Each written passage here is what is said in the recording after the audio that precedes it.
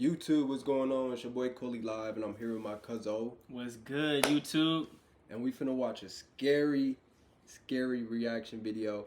Jeff the Killer, creepypasta, and whoever gets scared has to take some shots. Seems. So, without further ado, we're gonna get into the video. So y'all, stay tuned. Okay.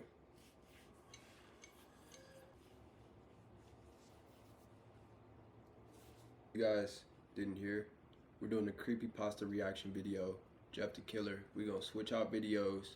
Whoever gets scared gotta take some shots, sip some good old wine, and we're about to get into this crazy little creepy video. So also, happy October, spooky season. Let's get to it.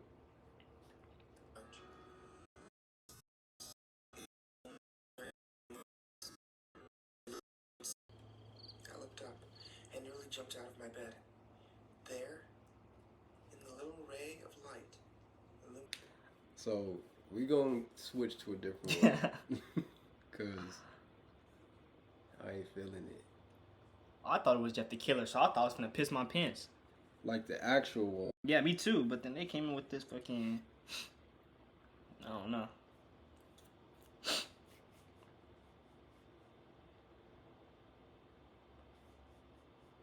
I'm gonna try this.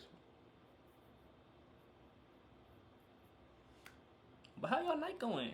Y'all got something? Y'all eating? Did y'all eat? For sure. Y'all stay prayed up. Amen.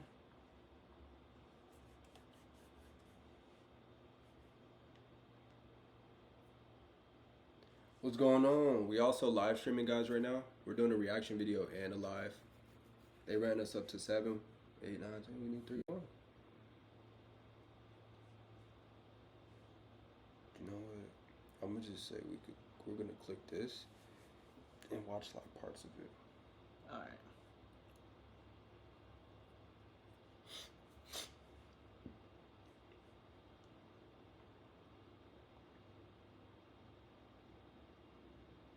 Shout out to Trev for the video, TUV. Oh, I used to watch him. Tough. Shout out to Tuv for the video. Also, I forgot to shout out to the last guy. So, you guys see. Yeah. No delay this time. Be a good video.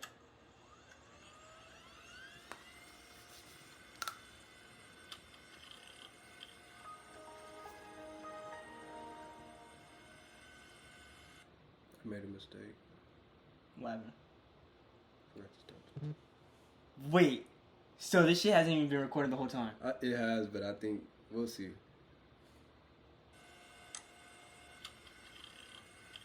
What's going on, guys? If it hasn't been recording at this point, we're doing a horror creepypasta reaction video. I'm here with my boy Trey, my cousin. Whoever gets scared, they gotta sip on those. Take a few shots, you know? So, without further ado, let's get back into the video. Chainmail, you know, the classic 4 this to 10 people or something bad will happen type of stuff. Though they started taking off when the internet became more mainstream, with the term even coming from copy pasta. Get it? Copy pasta, copy and paste. Being born in 2002, I and many of my middle school friends were fascinated over the scary concepts of the Slender Man, Jeff the Killer, Smile Dog, and so much more. So I thought it would be a nice idea to compile every single original creepypasta story and read them all to you guys. Even though I knew of creepypastas, I never went out of my way to actually read them. So I hope you guys use this as a guide and come back to this video whenever you're in the mood to hear a creepypasta. And side note, creepypastas are fake. They are not real. No, Slender Man is not gonna kidnap you at some point in your life. The way this video is gonna work is I'm gonna read these fake art will also be linked in the description. If I missed any credits, please let me know down below. I'll be popping in between stories to give my takes and make you feel a little bit less lonely.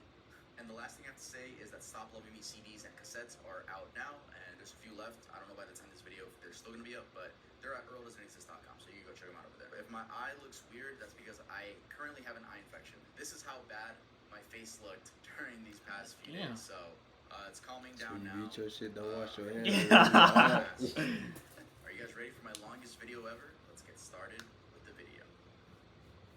Abandoned by Disney, original author Slime Beast. Some of you may have heard that the Disney Corporation is responsible for at least one real, quote-unquote, live ghost town Disney built the Treasure Island Resort in Baker's Bay in the Bahamas. It didn't start as a ghost town. Disney's cruise ships would actually stop at the resort and leave tourists there to relax in luxury. This is a fact. Look it up. Disney blew 30 mil in that place. Yes, $30 million.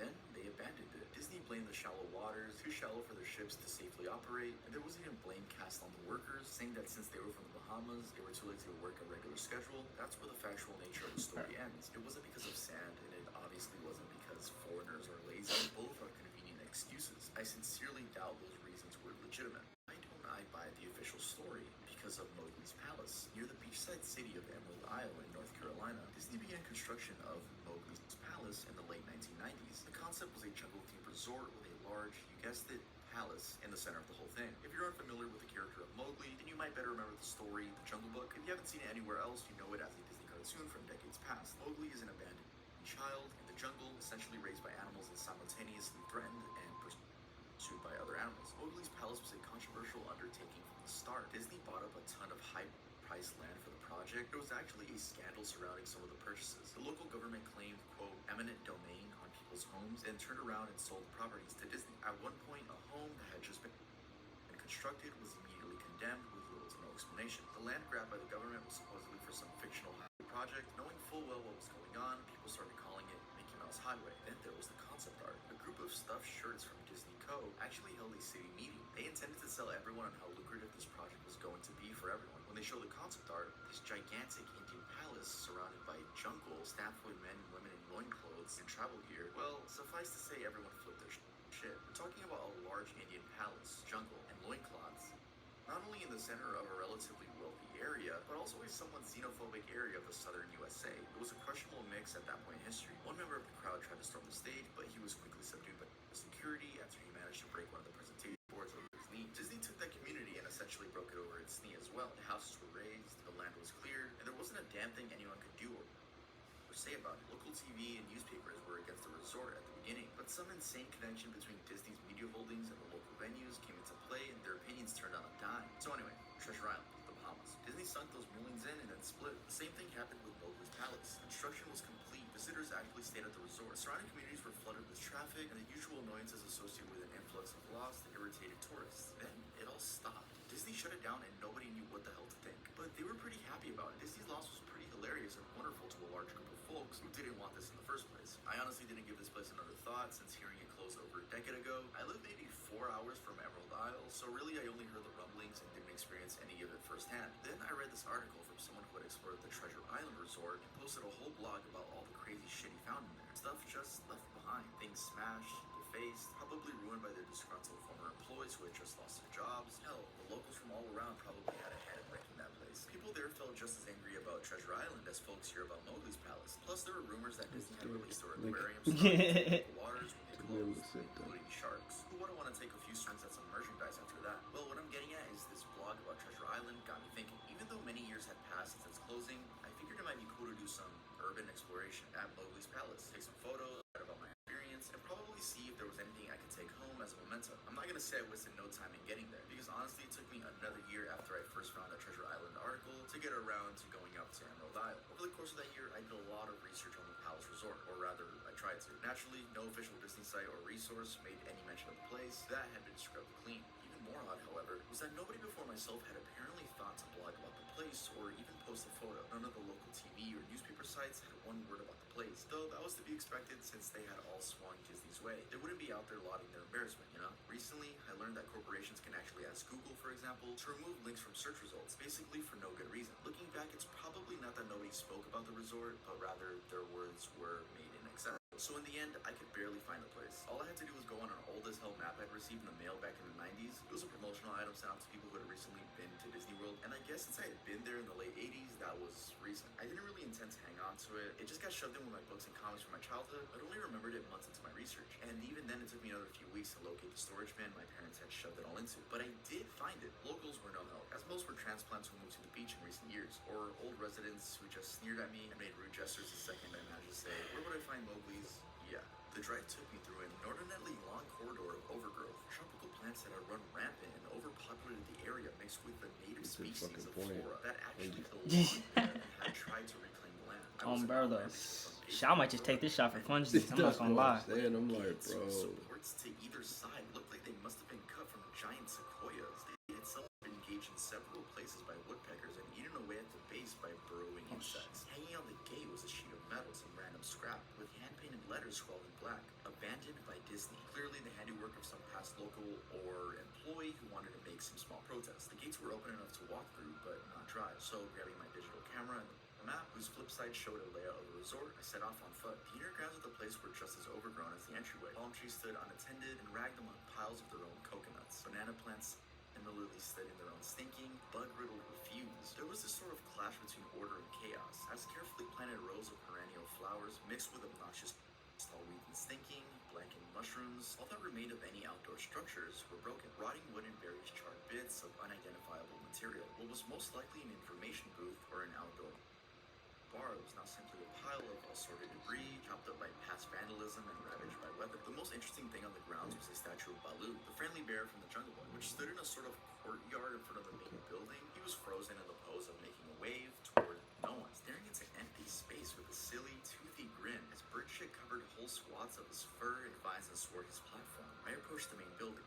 You say bird shit? Yeah. Yeah. The original paint hadn't peeled and chipped away. The front doors weren't just open. They had been taken off their hinges and were stolen. Above the front doors, or the gaping maw where they had been, someone had once again painted "Abandoned by Disney." I could tell you about all the awesome stuff I saw in the palace. Forgotten statues, abandoned cash Shit. registers, Wobbles. but no, the inside of the building was so That shit stark. caught my face. I was like, hold on. I thought it was cooked. The molding off the walls. Anything that was too big to steal, counters, desks, fake giant trees, they were all resting amid this empty echo chamber that amplified my every step like a slow rat-a-tat of a machine gun. I checked the floor plan and headed to all the locations that might seem in any way interesting. The kitchen was, as you'd imagine, an industrial food prep area with all the appliances in space. No expenses spared.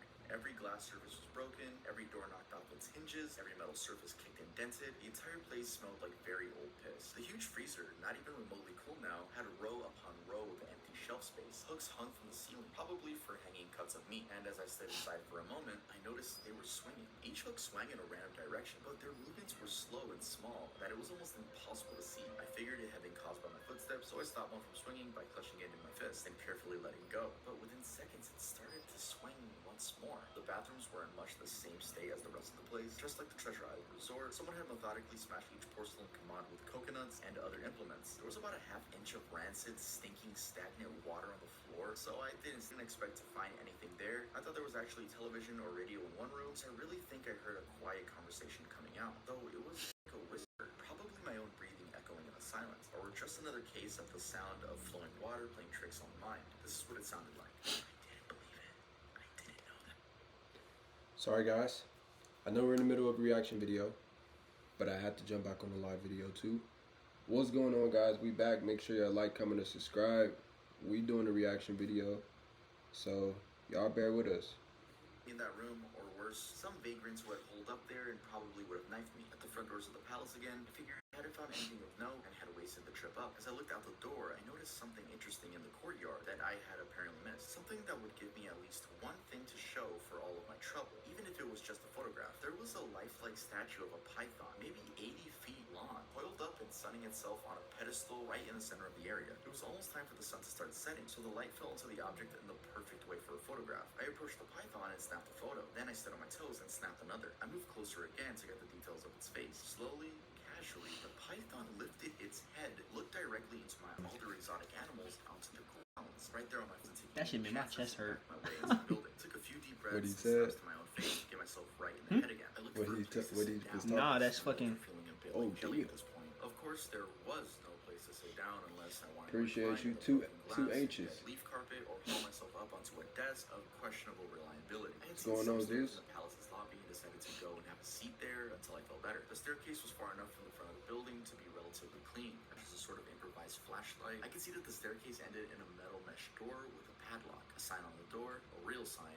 read, "Mascots only, thank you." This perked up my spirits a little bit for two reasons. One, a mascots only area would have definitely had some interesting stuff back in the day. Two, the padlock was still in place. Nobody had gone down there. Not the vandals, not the loot. With myself that it was okay to take anything I wanted. Didn't he say he was gonna rob Disney? It didn't take much to bust the lock. Well, Did he? actually, that's wrong. It He didn't said take much steal to bust something. the metal plate on the wall that had the padlock it was hooked up to. time and decay had done most of the work for me, and I was able to bend the metal plate enough to pull the screws out of the wall. Something nobody else had apparently thought of, or hadn't been able to do at the time. The mascot's only area was a startling and very welcome change from the rest of the building I'd seen. For one, every second or third fluorescent light overhead was illuminated, even though they flickered and faded randomly. Also, nothing had been stolen or broken, even if age and exposure were defiantly taking their toll. Tables had notepads and pens. There were clocks, even a punch-in clock on the wall, complete with filled-out time cards. Chairs were scattered around, and there was even a small break room with an old, static-filled television and long, rotted-out food and drink on the counters. It was like one of those post-apocalyptic movies where everything is left in the state of evacuation. As I walked in the maze-like subways and hallways of the mascot's only area, the sights just became more and more interesting. As I went further, desks and tables were knocked over, papers scattered and almost melded with the damp floor. The large carpet of mold was slowly overtaking the real rotting crimson floor covering.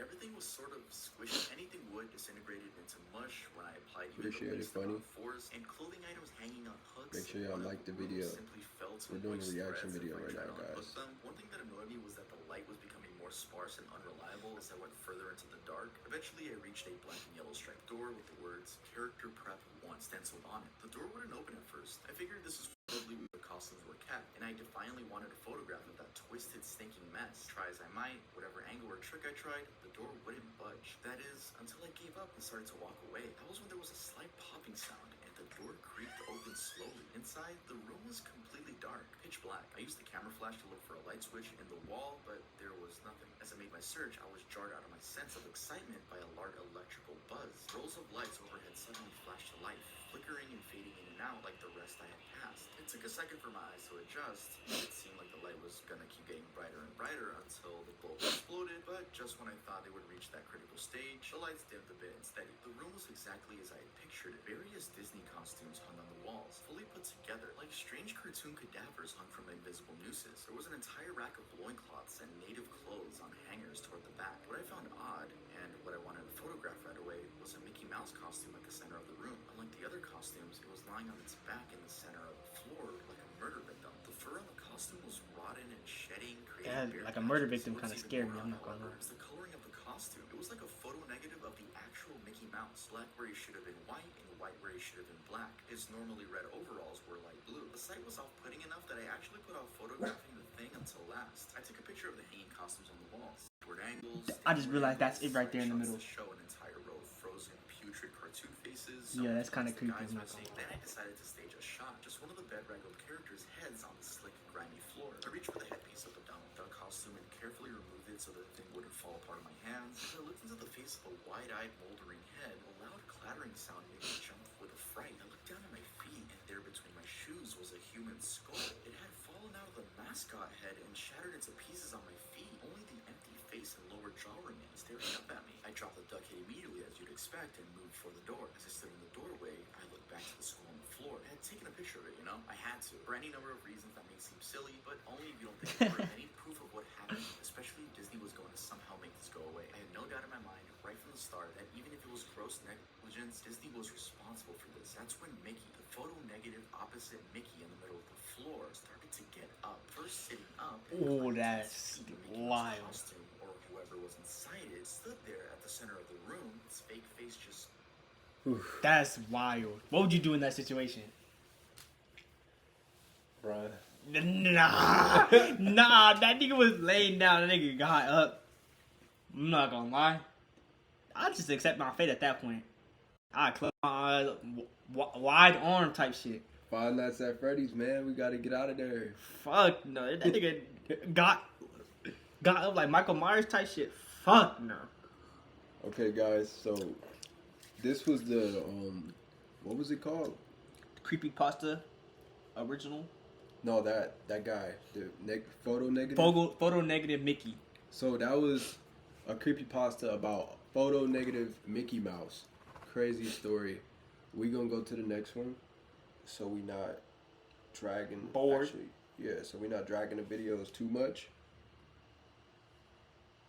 Let's see. While he does that, y'all can just look at my sexy face.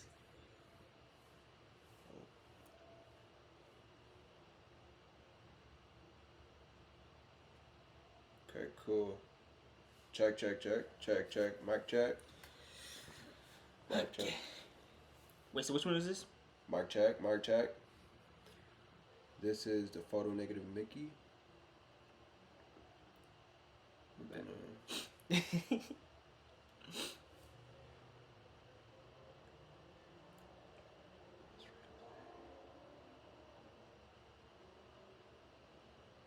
Alright guys, we're gonna do Jeff the Killer.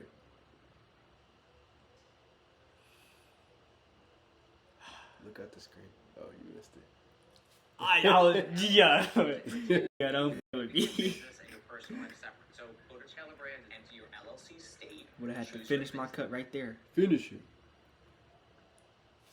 Tried to roll around, try to knock him off me. That's when my dad busted in. The man drew Like a the knife. video. It went into my dad's shoulder. The man probably would have finished him off if one of the neighbors hadn't alerted. Oh, this is like the one we watched. I looked out to see him vanish into the distance. I can tell you one thing. I will never forget that face. Those cold, evil eyes and that psychotic smile. They'll never leave my head.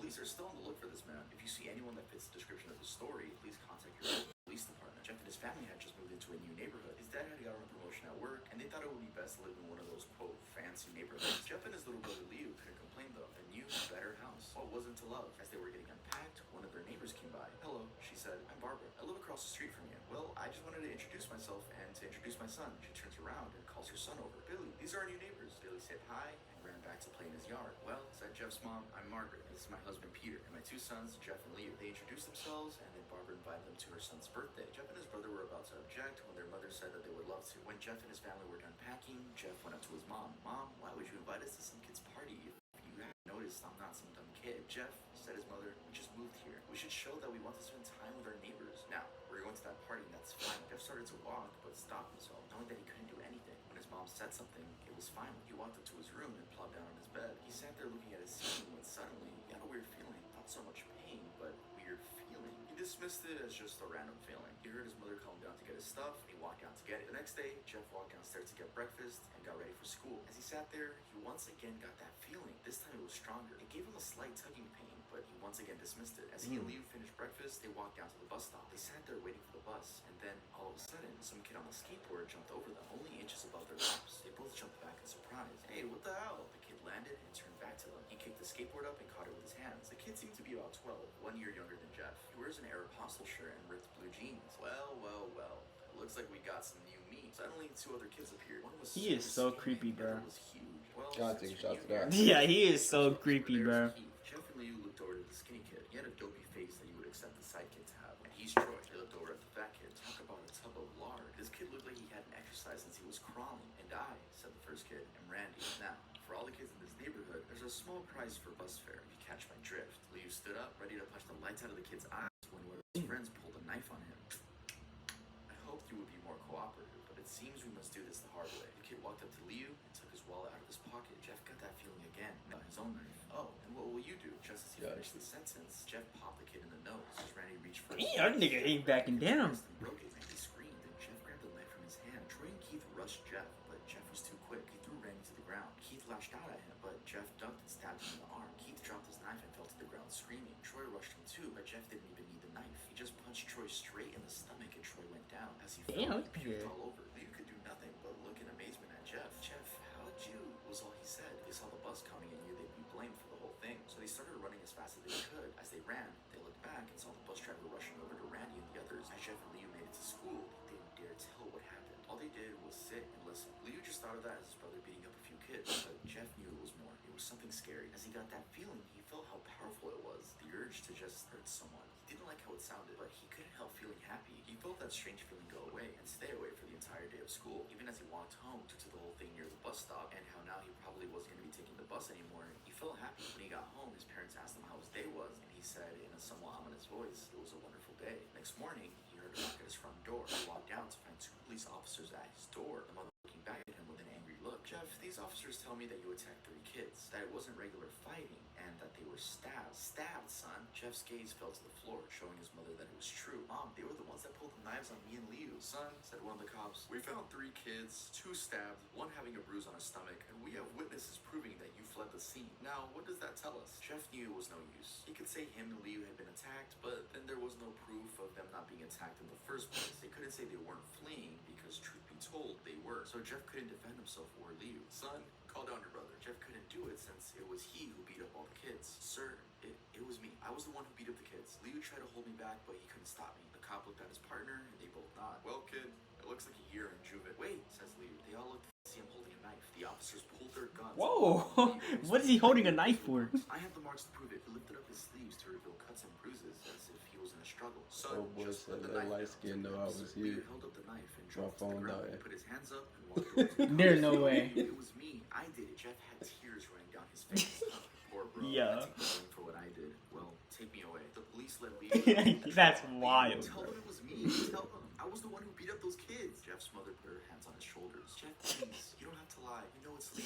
I'm taking a shot to the SW, and I'm shit. Her speeds off Liu inside. A few minutes later, Jeff's dad pulled into the driveway, seeing Jeff's face and knowing something was wrong. Son, what is it? Jeff couldn't answer. His vocal cords were restrained from crying. Instead, Jeff's mother walked his father inside to break the news to him as Jeff wept in the driveway. After an hour or so, Jeff walked back into the house, seeing that his parents were both shocked, sad, and disappointed. He couldn't look at them. He couldn't see how they thought of Liu when it was his fault. He just went to sleep, trying to get the whole thing off his mind. 2 days went by. No word from Liu at JBC. No friends to hang out with. Nothing but sadness and guilt. That is until Saturday, when Jay had to go to some kid's party after there was a long pause. Jeff, we both know what happened. I think this party could be the thing that brightens up the path. Okay, guys. Imagine being able Whoa. to build an app with your First name off, on it just by thinking of it. laptop's gonna die. We do need to charge it. Phone's gonna die. Good part 1 reaction video. We're gonna actually do part 2 reaction video in just a second to finish this off. Yeah. So make sure y'all stay tuned for that. Like, comment, and subscribe. That was cool for now. We're gonna take the time to find some really scary shit. Yeah. So But like, which one do you think was the best The between best? those two? the Mickey. Mickey? Yeah, Mickey got me. That shit where he stood up, I'm like, oh, that shit kind of scared me. Yeah, bro. I'm not gonna lie. But the pictures was just scaring me for this one. But the Yeah, the story. pictures, yeah, they were horrendous. But y'all, make sure y'all like, comment, and subscribe. And we gonna see y'all soon. Until next time. Peace. That's tough. That's tough.